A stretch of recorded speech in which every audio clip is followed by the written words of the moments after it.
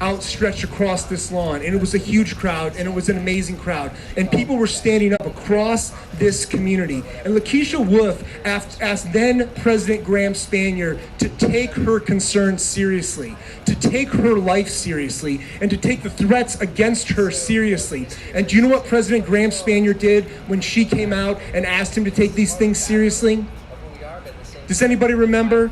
Graham Spanier turned his back on Lakeisha Wolf, and he walked back into this building, and he walked away from that moment. For too long, this university has been walking away from racial justice and from our students who are out here fighting every day to make this state, to make this Commonwealth, and to make this nation, and to make this world a better place. And for too long, this university has turned its back and walked away from the context of racial justice on this campus. And so what we're asking the administration to do is to not turn its back on racial justice once again. And we're asking the university to live up to its promises. When an administration makes a promise to fund a center, that is a promise that they made to this university community to take this seriously. Just like a week and a half ago when they said that they take free speech seriously. Free speech just isn't about the Gavin McGinnises of the world. Free speech is about students' ability to come to this campus and to express opinions and to be safe and not be subject to the attack of Proud Boys. To come to this campus and to be seen and to be heard, and to not have a university administration turn its back on those students and to blame those students when that administration says we believe in free speech. And so that's why we're here today, because we want this university to live up to its promise, and we're tired of the university and we're tired of the administration turning its back on things that matter. And racial justice in the 21st century, in an era of rising white supremacism, rising white nationalism, matters more now than ever. And it's time for this university to put money where it matters.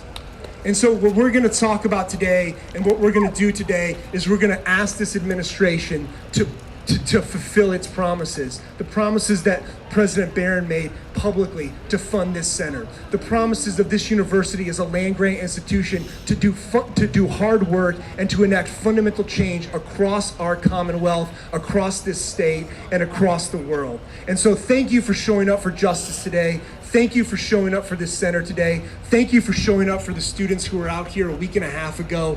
And we're going to turn it over back to Alex, who's going to come up here, and he's going to talk a bit about some of the things that are going on, and he's going to be leading some chants around what we're here for. So Alex, it's all yours.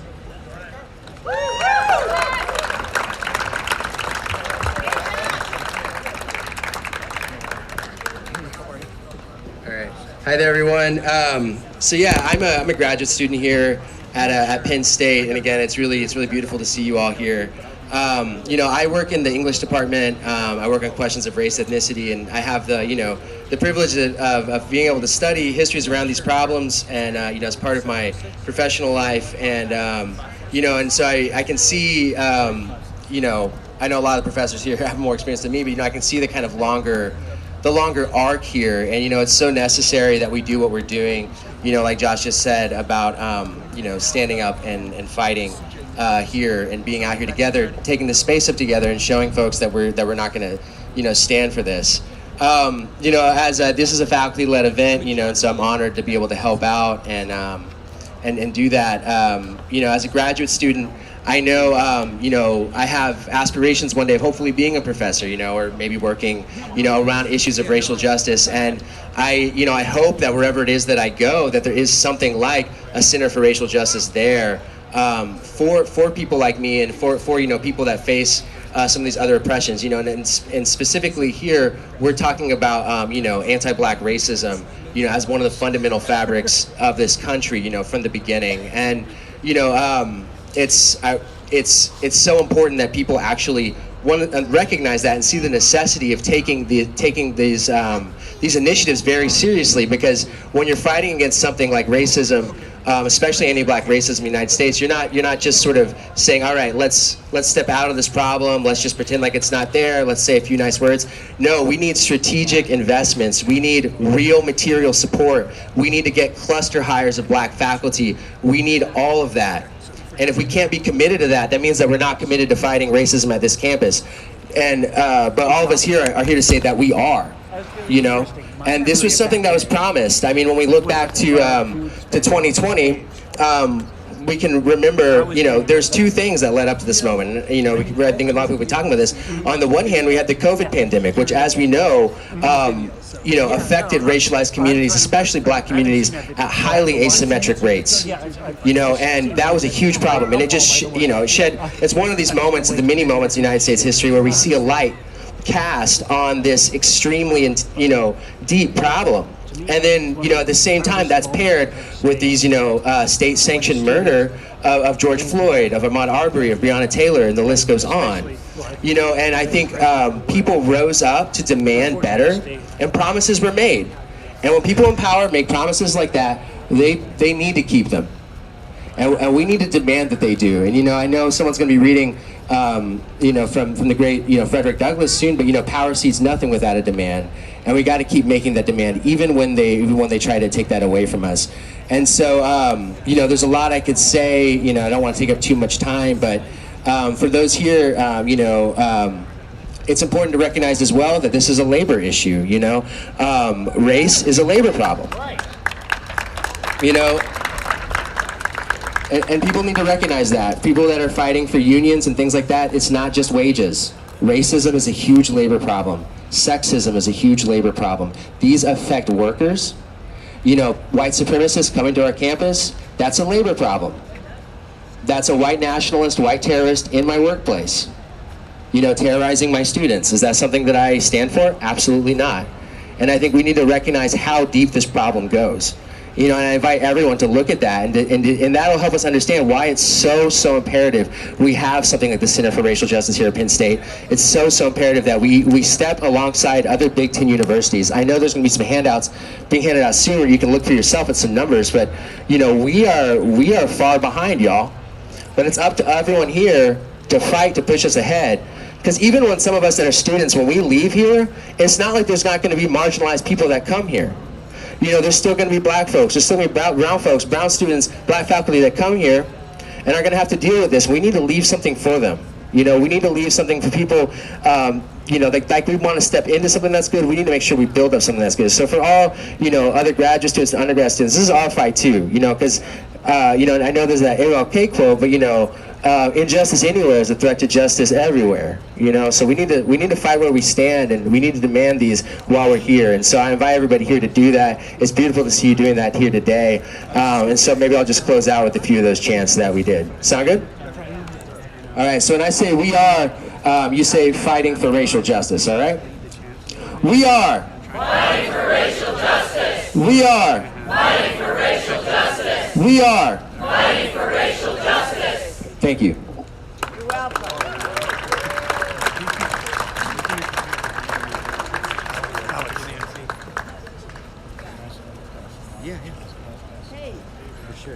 Hey folks, next we're going to have another member of the Coalition of Concerned Faculty, Afrahin, come up here to introduce our next speaker.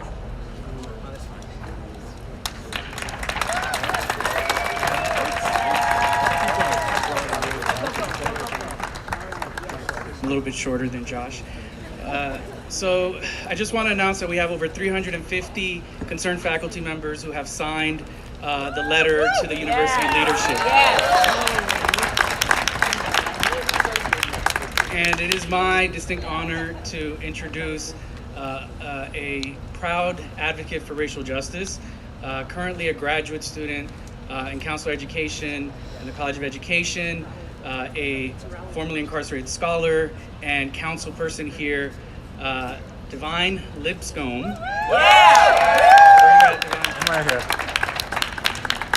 To share the impact of the decisions being made on our community. Thank you.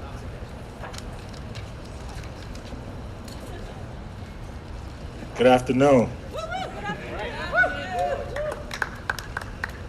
We are Fighting for racial justice. I can't hear you. I said we are Fighting for racial justice. I don't know. I don't think that's being heard. So I'm gonna try it again. We are Fighting for racial justice. not only because it's what we do, but because it's what we was promised. That's right. I said, not only because it's what we do, but it is what we was promised.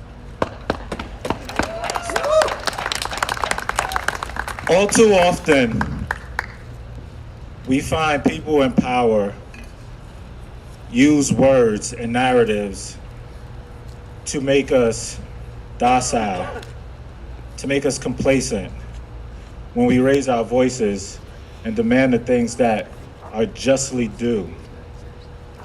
They use words and they think we forget. I'm here today to let the people in Old Main know we ain't forget. We ain't forget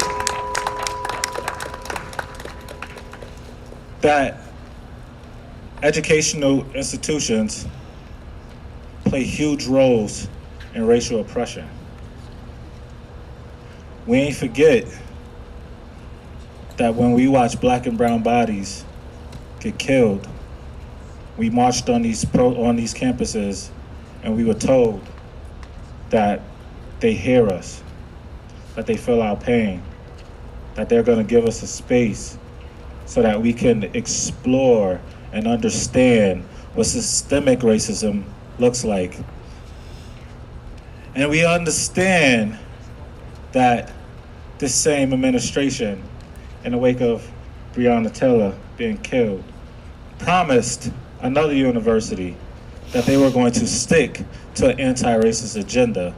And the same administration came to our campus and scrapped our promise. We ain't forget. We ain't forget the pain of sitting in classrooms being told that we weren't smart enough or brilliant enough to compete on certain levels. And then we come to predominantly white institutions and have to fight again for a space to exist. For the last 4 years, I've sat in the College of Education and I watched black and brown students walk inside of the space that is currently held for them and speak about a particular professor who spews racist remarks in her classroom over and over and over again. Every semester. She's still here.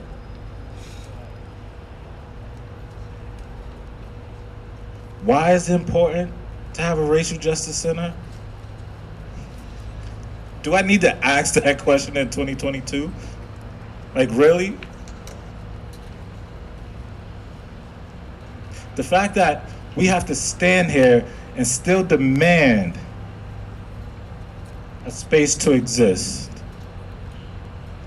We have to demand justice. Speaks volumes to what we think about one another. If this is a space of academic learning, who forgot to put some critical thought in this decision-making process? I'm curious who's sitting next to our administration and helping them craft these narratives that they decide to put out, as if we are not critical thinkers ourselves. We read between lines. Hell, most of us create the curriculums that teach critical thinking, right? Don't play on our intelligence. We're a lot smarter than you think we are. Don't come to our campus and backtrack on things that were promised to us. That's right.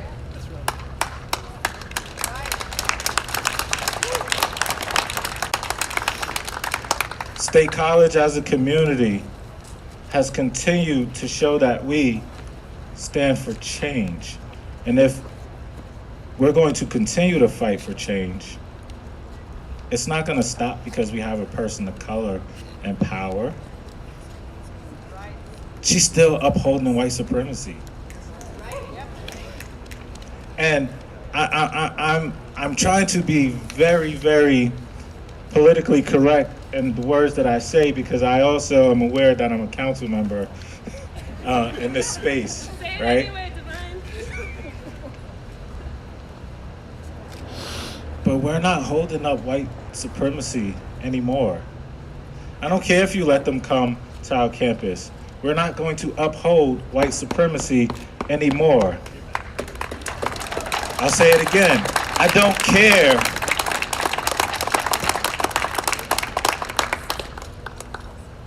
Because hate will not be tolerated. Whether it's in the form of words or academic decision making. Thank you.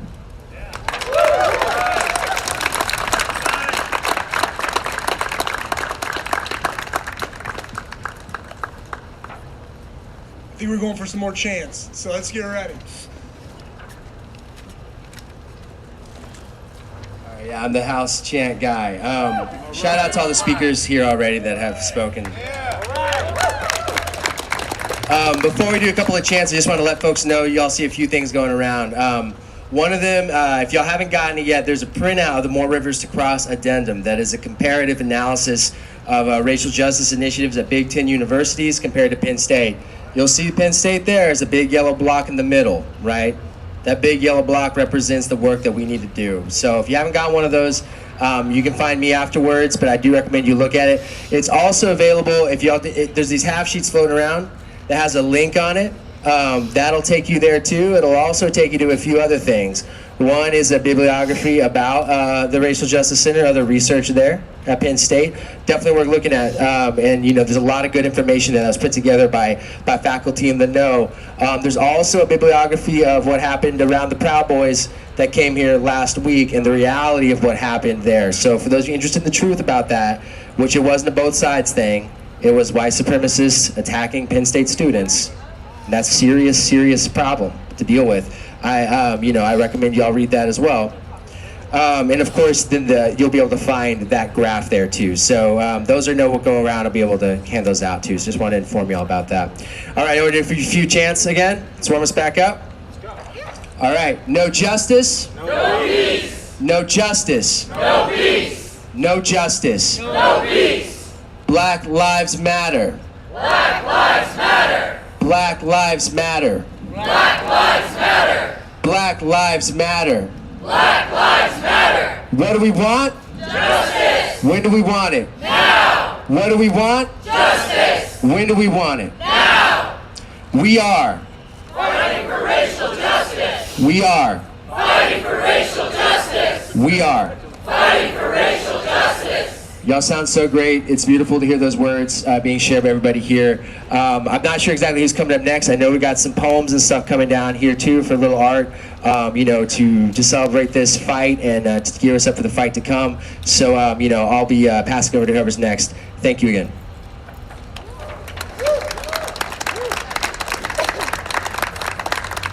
Let's give a big round of applause for y'all. Come on now.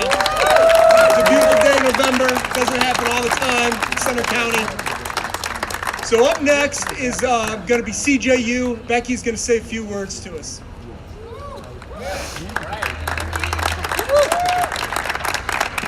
Hey everyone, my name is Becky Tarlow. I'm an associate professor in the College of Education and the College of Liberal Arts. And I'm one of hundreds and hundreds of faculty members that came together in June 2020 to form the Coalition for a Just University. At that time, we formed the coalition because we were scared. We were scared that the university was not going to make common sense decisions around COVID safety. We were scared they were not going to give us autonomy on the ways in which we were going to deliver our classes in the fall. We were scared that they were going to use the pandemic as an excuse to cut departments like gender women studies, African American studies. We were scared that they just weren't going to protect our health and safety. And so we organized and we mobilized and we demanded, and we got some victories. We got autonomy over course delivery for fall 2020, among other concessions. Then a year later, universities across the country were deciding on making vaccine mandates for schools in fall 2020. And once again, our university was not following through. It was not making the right decision. And so we protested, we rallied, we had a Zoom out, and we tried to pressure the university to make the right decision around vaccine mandates.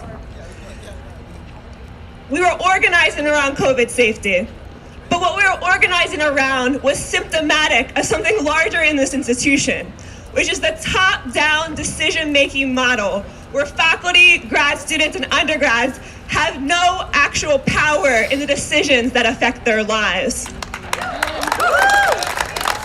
Our vaccine mandate mobilizations were pretty big. You know, we had 300 faculty basically strike for 2 days, refusing to teach in person. We had 2 major rallies. We had the faculty senate vote no confidence in the administration. And nothing happened. Nothing happened. We did not get our demands. This fight for racial justice today is similar in its pattern. George Floyd gets lynched in Minneapolis in May 2020. Movements mobilized throughout State College. Atherton gets shut down with 1,500 people, the largest protest that this city has ever seen. The university feels the pressure. They open up the task forces. They open up the committees. They reread that Moore Rivers to Cross report that maybe they had never read in the first place. And they make promises after promises. They get to the point of actually setting up a committee to hire someone for the Center for Racial Justice. And then suddenly, despite the faculty input, the student input over 2 years, it's decided that that's not the way to go. Sorry. Like, everything we promised is actually not how we're going to achieve racial justice. We got to rethink what we're actually going to do to achieve that. We believe in that goal, but we got to rethink what we're actually going to do to achieve that. Okay, maybe that's right. Maybe the Center for Racial Justice wasn't the end-all, be-all solution. Maybe we have to rethink systematic solutions. But what trust do we possibly have as students and faculty that the university is going to let us participate in those decisions? No trust. No trust. So I think as a university community, we have to start thinking about how we can actually have power within this institution. Is it through protest? Is it through rallies? Is it through bad media attention? Because goddamn, Penn State has had a lot of bad media attention over the past few years. Or is it through forming other types of collective organizations that have real teeth and real power and can force the university to listen to us? I don't know the solution. I also think we need new types of collective organizations. But what we have to do as a community is think about those strategies and think about how, rather than trusting the administration, we can start demanding and finding ways to push them, pressure them, and figure out how in the heck they're actually going to listen to us. And so I think after this rally, after this kind of fight for racial justice, we have to sit down and think through as a community what that's going to look like. And I just want to end by thanking the Coalition for Concerned Faculty, which is made up of majority, I think, faculty of color. Because in addition to having to survive in this historically white institution, faculty of color have been mobilizing for racial justice and for promises that have been given to them for years or that were waved in their face when they accepted a position here at Penn State. And so thank you to my colleagues of color, thank you to students, thank you to the Coalition for Graduate Employees, thank you to all the collective organizations that are here today. I think together we will have power and we will win our demands. What do we want? Justice! When do we want it? Now! Black Lives Matter! Black Lives Matter! Black Lives Matter! Black Lives Matter! Thank you all.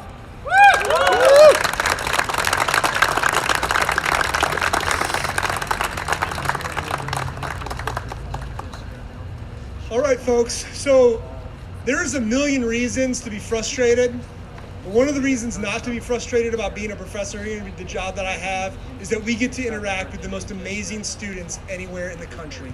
And so we're gonna have someone come up here now, Nyla, who's gonna do some spoken word poetry, and we're gonna see what our students have to offer.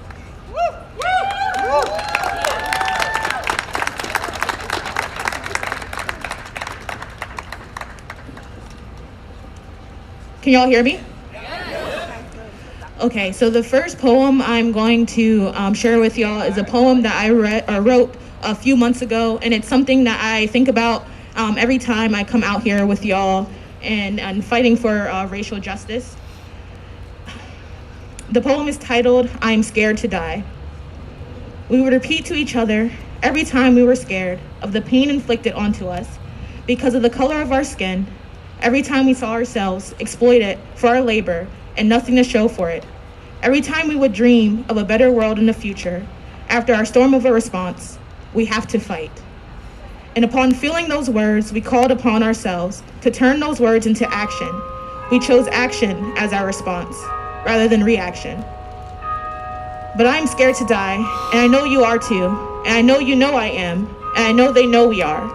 That fear can make us stop our momentum. Let us ignorantly believe that we are safer if we don't act. I'm scared to die, and I know you are too. But that has nothing fundamentally to do with this action. Was Trayvon Martin protesting when he was murdered? Was George Floyd protesting when he was murdered? Was Ahmaud Arbery protesting when he was murdered?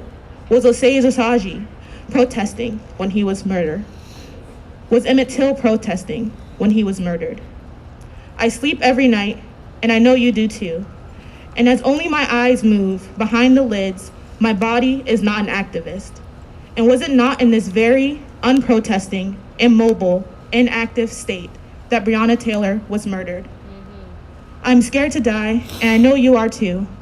But at the end of the day, we were born with targets on our backs, a reincarnation of the backs that built this country. These targets they place because their hands are stained with blood in every crevice, so that when they wash their faces, I can see it. You can see it. They can feel it. I know we have these targets while we protest, but also while we walk, while we bank, while we run, while we sink, while we're young, and while we sleep. I'm scared to die, and I know you are too, but they simply don't care, so I will fight with you.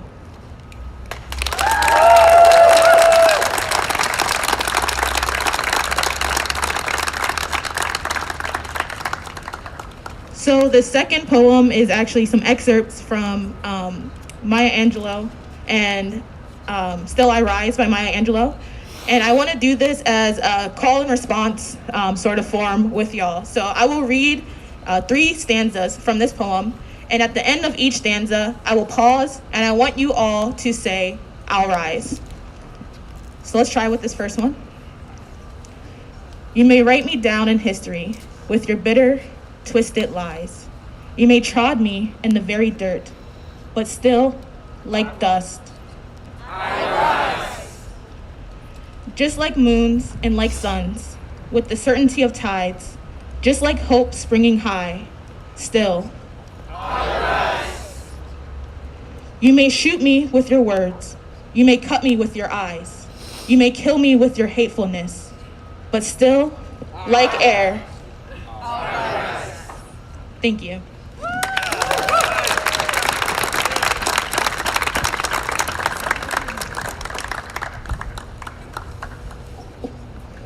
All right, folks, I think we're gonna have some more chanting here in a second, but while we wait for Alex to kind of come back up here, as we leave here today, our job is to go back to our departments, to go back, if you're students, to your faculty, to go back, if you're faculty, to your department chairs, to your department chairs, go to your deans go to the provost go to this administration, and ask the administration to live up to its promise. To ask this administration to do right by the promises that they made to this community to take racial justice seriously. And that is the mission that we have to go on as we go forward here from this rally.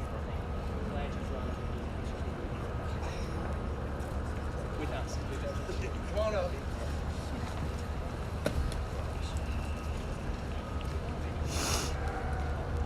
All right, y'all, so I guess I'm back for more chants here. Let's do it. Okay. What do we want? Justice! When do we want it? Now! What do we want? Justice! When do we want it? Now! Black Lives Matter. Black Lives Matter! Black Lives Matter. Black Lives Matter! Black Lives Matter. Black Lives Matter! No justice. No peace! No justice. No peace! No justice. No peace! We are. Fighting for racial justice! We are. Fighting for racial justice! We are. Fighting for racial justice! Thank you. All right, and actually I should be thanking y'all. That was really good. All right, invite Josh back up here.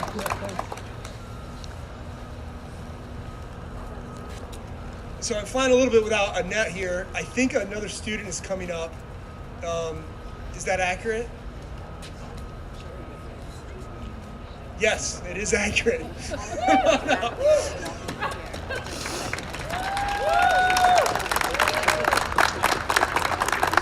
So this is staff, another one of our amazing students here who make this place great.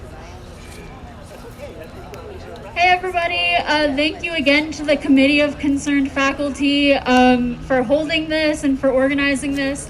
I know it's a lot of hard work and we really appreciate everything that you'll do as faculty, but also just like in the context of this rally. So I have two things that I'm going to talk about here today. One is a list of demands that students have put together for the administration in light of recent events. And then the second thing is a fundraiser for the student that was arrested at the protest last Monday. So for the first thing, students have been spending the past couple of weeks putting together 10 demands for administration in the light of recent events with the protests against white supremacist and fascist violence last Monday, and then the most recent attack on racial justice initiatives like the Center for Racial Justice that President Benapudi has obviously said that she doesn't want to have at Penn State anymore. So what kind of like put together these demands is there's this new student organization that's forming called the Anti-Racist Defense League.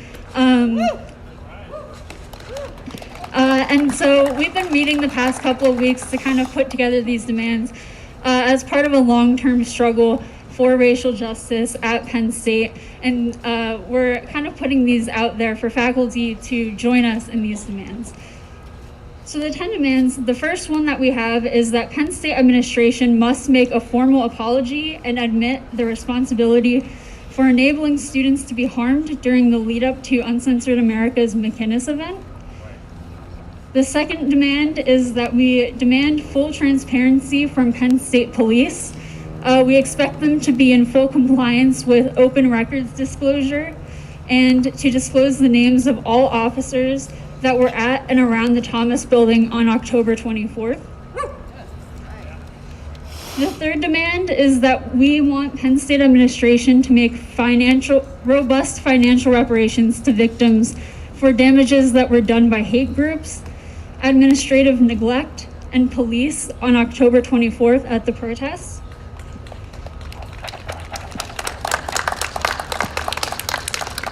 The fourth demand is that we want them to drop the charges against the student protester who was unjustly targeted and arrested by police, and to be compensated financially for the damages that they suffered as a result of Penn State administration and police failure that night.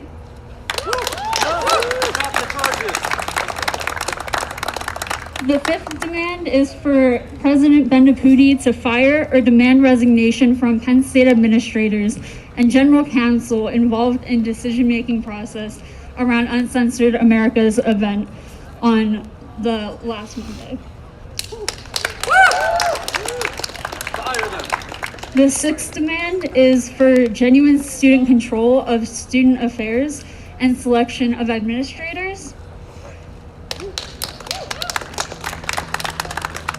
The seventh demand is to de-charter Uncensored America for their extensive number of policy infractions.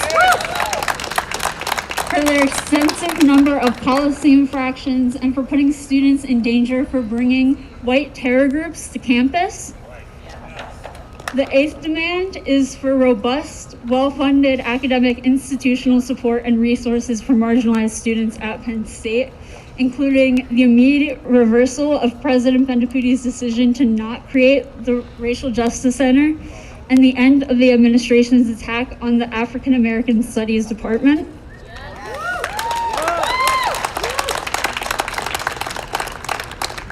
The ninth demand is for reforms to the University Park Allocations Committee and Student Fee Board so that students get to decide where their money goes. And then the 10th demand is to link all student services, including funding for the Paul Robeson Cultural Center, to tuition and not to student fees, so resources that students need cannot be used as a bargaining chip any longer.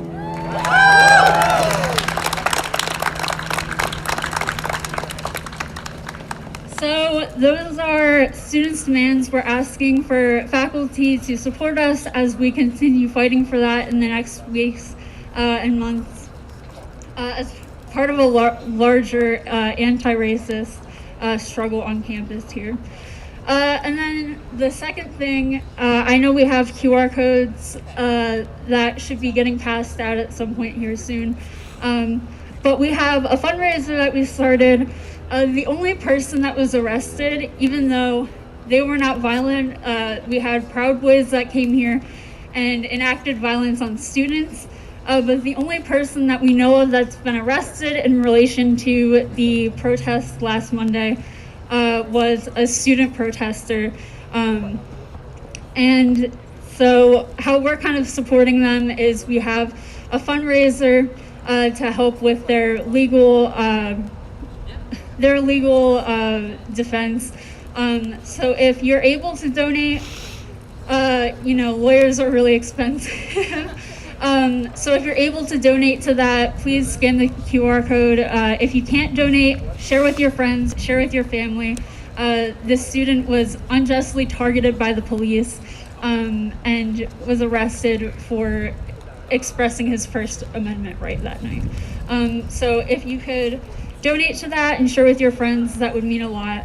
And if you have any questions about the 10 demands or the Anti-Racist Defense League, please come see me after and we can kind of talk a little bit more about that. Thank you.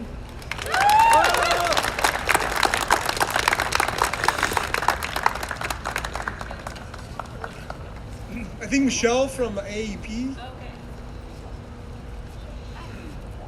All right. All right.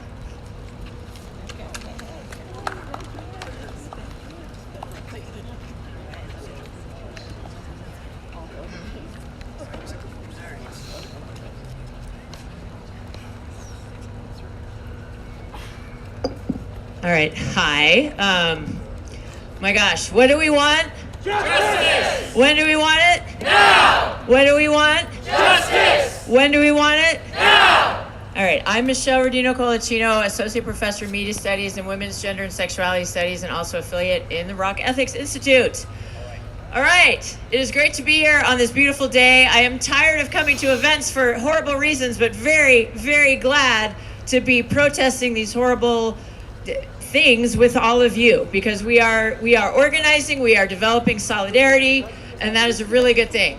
I'm here in the capacity of being the president of our AAUP chapter, the American Association of University Professors.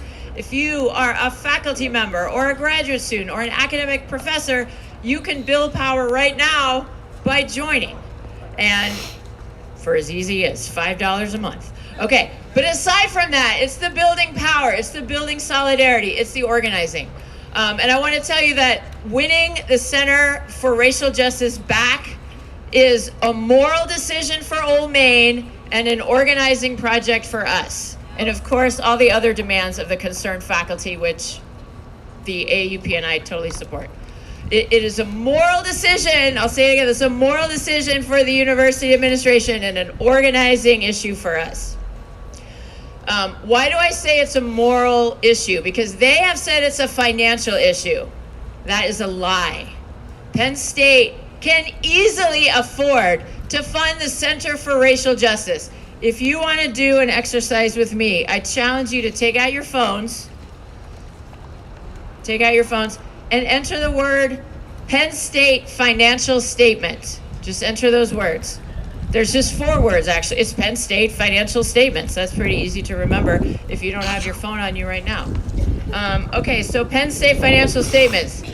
You will get the first hit should say controller's website, Penn State. So go ahead and click on that, and you will find the year 2021 and a list of financial statements. I want you to click on that number, 2021, on that year. You are now going to see a report by Deloitte and Touche, an independent accounting firm, put these numbers together. This is not me telling you this number. I didn't just divine this out of my head or even out of my complex table of numbers that I keep at home on Penn State finances or no. No, this is an independent, very respected accounting firm. So you can even tell that if you go to page 6, and you'll see that there's an independent auditor's report on page 6 of that PDF. If you go to page 9, this is where the money is. Look at net assets. Look at the bottom of page 9 of this PDF. Page 9 on the actual document, it says there. You'll see net assets. That means extra money that we have. This is not debt. This is net, right? This is money that we have as assets without donor restrictions. $4 billion. Those numbers are in thousands, so it's in billions. $4.678,123,000. Okay, you can actually also add the non-controlling interest of $322 million. That is $5 billion. We have $5 billion in liquid net assets, not controlled, not in buildings, not legally required with donor restrictions to be spent on things donors want. But we could, if we wanted, make even more money by asking if any donors would like to allocate some of their funding to fund the Center for Racial Justice. So say it with me.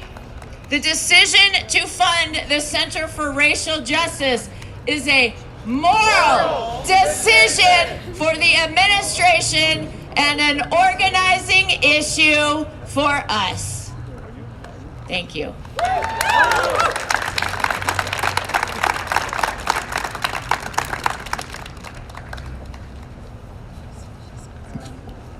Thank you, Michelle, for that financial lesson. I want to thank you for coming out this afternoon. It's I see. Okay, can you hear me now? Is that better? Okay, I want to thank you for coming out this afternoon. It's a beautiful fall day, a beautiful November day in central Pennsylvania, and there are other places you could have been, but you've chosen to be here. Thank you for coming.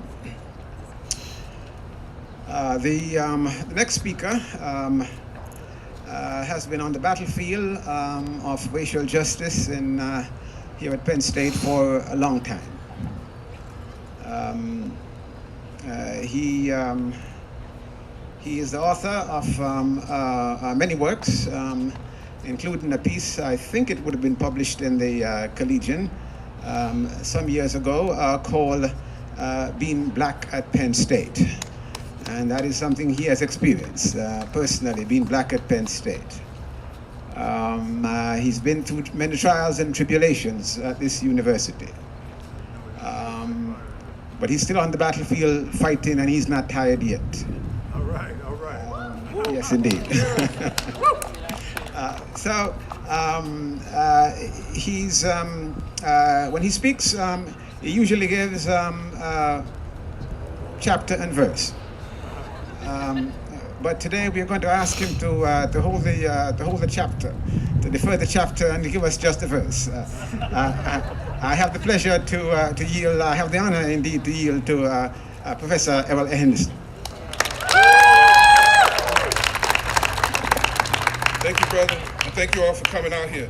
Look here. Penn State's had 3% black faculty for 30 years.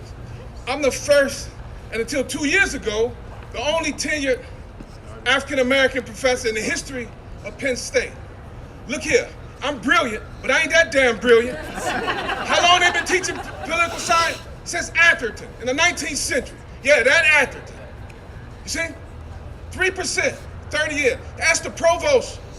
The provost got out here and said he's concerned with racism on both sides. That guy, now I'm not gonna say no names today because they told me not to. Nick Jones. He's still here. What they do is they wait you out, they put a black or brown face in a space to appease you. I ain't writing no more damn reports. I wrote my last report around 2012. Grace Hampton was helped writing it. She had already been here for about 20 years. You gotta see the game they run on you. Don't let them bring some caramel-colored person who got more pride in being a banker. Where the hell we go when we need an educator? We don't need a banker at Penn State. We need an educator. But they send you somebody who look a certain way. That's the okie doke. You got to see that. When I got here, there were no black people in the political science graduate studies. None. Zero. Recruited 3 sisters. The white professors, they graduated. 2 of them was our best placements. Not our best black placements, our best placements in the history of the political science department. I asked the white department head, again, I ain't saying no names, Leanne Bannasack. She refused to put their pictures up for years. But she's also the same person when a white professor said in a meeting, use the word B-I-T-C-H. And I complained. She said, well, Errol, that's similar to using the word deer, and haven't you used deer before? You imagine if a black person that said that in a meeting, but I ain't saying no names. Glenn Palmer. They banned me from, they said I created a hostile climate after I wrote Being Black at Penn State. 20 years I've been here. Ain't none of these organizations that you see out here trying to recruit you, they didn't help me. They talk a lot of shit. You know the last time we got meaningful change here? When a bunch of black folks, mostly sisters, led a struggle. Many people who weren't calling themselves allies then, they just put in the work. It's called the village. But you know what they did? They went out during the blue and white game. You know what runs this place. You want to get their attention, they get less than damn about what you're saying right here. What you think they're going to think if you're on the football field? What do you think they're going to think if you're on the football field? I'm not suggesting you go to a football field, all right? I don't want them to suggest that you all or I got y'all, I incited something. You know what moves them. What about if 10 of you all just say, us 10 going to meet the president right now to ask about the Center for Racial Justice? You don't need no group, you need no damn defense league. Call yourself the A Club, the B Club, the C Club. People too superficial with Minister Malcolm. Minister Malcolm, by any means, Minister Malcolm also famously said, rock 'em to sleep. All you are is the A Club, the B Club, the student group for art and roses. But you're the ones that are going to go up there. Send your most handsome, most attractive person up there. They won't slam the door on them. When black students did that, they put an armed guard with a loaded weapon there. Somebody who teach you this history, who ain't talking about what they did marching 30 years ago. Though some of us did. But marching just a couple years ago, we had 2,000 folks out here in the street, led by the 320 Coalition. But many of us have been community folks. I've been here for 20 years. Fighting this fight against white supremacism. Most of the other organizations, as soon as I said white supremacism or start saying the names of the people right here, Susan Welch, they said they wouldn't come any further with me. Don't let them trick you now. Don't you risk your shit for people who ain't got your good, they ain't got your future in stake or at heart, or they ain't really with you. They'll just get some pub. None of y'all meetings, don't come talking to me. I want to talk to you. Why can I say this? Listen here. They banned me. They banned me from talking for 2 years. This shit ain't even legal. They banned me. They said I couldn't even tell people about being banned. I couldn't admit to the punishment. It took me years to get a lawyer so I can say this shit ain't legal, is it? I'm saying it now because there's a federal lawsuit with my name on it, charging them with racial discrimination. Read it. It's public. They can't stop me now. It's public. But my biggest concern was people like you who did want to help. I couldn't even tell you I was banned because I didn't want them to be able to say, well, have you talked to Henderson? Has Henderson ever mentioned anything about that? Because they didn't try to get you for being insubordinate. You got to see what white supremacism look like. It's from the media, this bullshit Sinclair broadcaster, right-wing media out here. The people who published Being Black at Penn State, 2 collegiate students. They won a collegiate. You could use this, not with some of the people over there now, but to challenge white supremacism. Let me make it plain. Whatever group you got that suffers from arbitrary modes of oppression, women, poor, gay, trans, differently able, color of black, they'll be the worst of the worst. That's why you got a group called Cutie Pop here. Why don't you have Cutie Pop, queer and trans persons of color? Except the racism within that community, the white supremacy. You challenge white supremacy, this whole damn thing come tumbling down. Because that's the fundamental thing it's been built on. It's not either or, it's both and. White supremacy, when you make demands, look at all these other demands been made. Your first demand should constantly be, we support the demands that have been made this damn place for over 30 years. When do you want to report them? She gets one black woman, so you feel funny about targeting her. I'm not targeting the one black woman. I'm targeting the one who chose her. She's new here. She don't know the lay of this land. She's gonna run DEI instead of a racism center. They get you fighting for twos and fews. Why? That's what they brought her here for. They didn't stop being white supremacists when Barron left. Barron pledged the center. He knew what he was doing too. She got rid of it. We fighting to get back something. We're not even moving. We're fighting to tread water. That's why, what makes it different? Go to if you make this demand at the football stadium, you know what I'm talking about, because that's when people get real. The last time the village demands where it matters, go up, 10 of you, hopefully mostly white, so they won't put a gun on you, like they did with the black students. Just go up there every Wednesday at 12. We going there. Every Wednesday and Friday at 12. Direct action. I gotta be on time now because they don't want me up here long. But they gave me a forum, and I respect that, I appreciate that. Because look, 4 minutes now. All right, brother, I'm not asking you to name names, but look at all these people come out to you, students, ask you to risk something. They won't talk about their racist boss though, but they want you to risk something. My second biggest crime here has been a black professor with damn academic standards. Not only they refused to consider me for promotion, look at the white ones they did promote. I published 2 University Press books in a 6-month period. They promoted white professors who haven't published 2 University Press books in their damn career. I ain't asking nothing special, just fair, but they're white supremacists. You got to see that. See the game played on, all this diversionary shit. It's the center. And then the $10 million investment for research for these black professors, you've been denying it. They put a black woman over affirmative action. That's a sham. You know what she told me? She said when people come to make complaints of affirmative action, you know she said the first thing she said, she asked them, what have you done to contribute to this action against you? What have you done to contribute to them treating you this way? That's what she told me. I won't say her name, Suzanne Adair. Look here, you think she asked white women come in there that same question? You think? When I first came into a meeting in the political science department, I sat down in a meeting. There's grad students, a professor, a white professor brought me in. A senior professor shouted across the room, what are you doing here? My first meeting.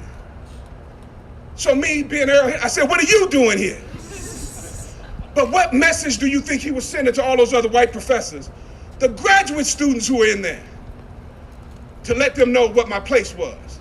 I ain't gonna say his name. He's now Dean Scott Bennett. Don't tell me these people your friends. White supremacy gotta be more important to you than your friendship.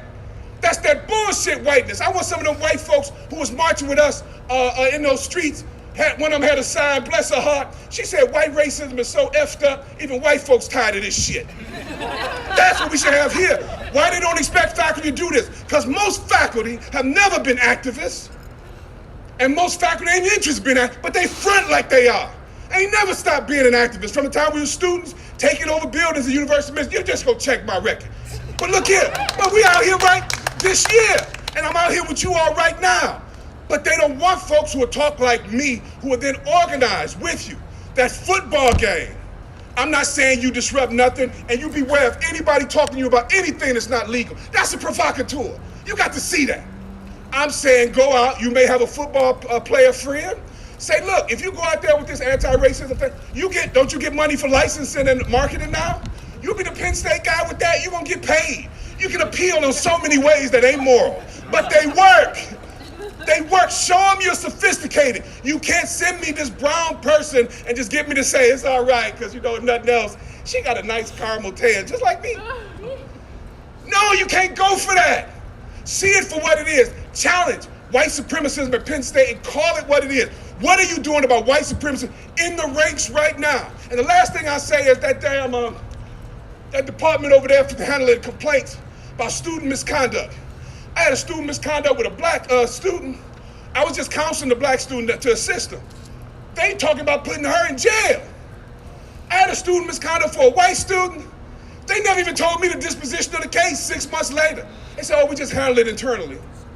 That's white supremacism every day. You worried about these white supremacists coming to campus, and you should. Keep protesting. I'm worried about the white supremacists. Find a home here. They've been doing it for 20 years. They smile in your face. Some of them out here now. They smile in your face. They're the most white supremacists, and some of us will tell it. Even though we gotta withstand being banned for a while, I couldn't talk for 2 years. Talking now.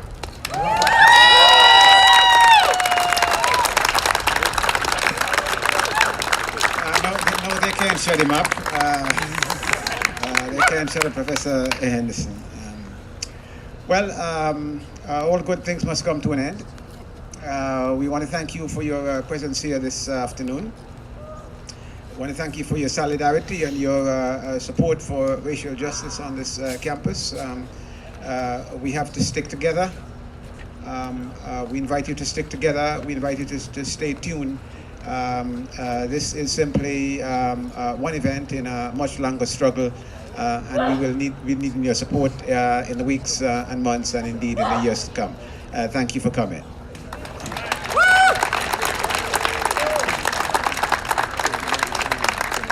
Thank you.